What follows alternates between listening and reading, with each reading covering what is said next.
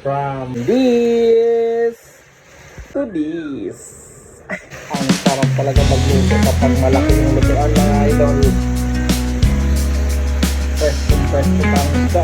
Fresh na fresh. I love it.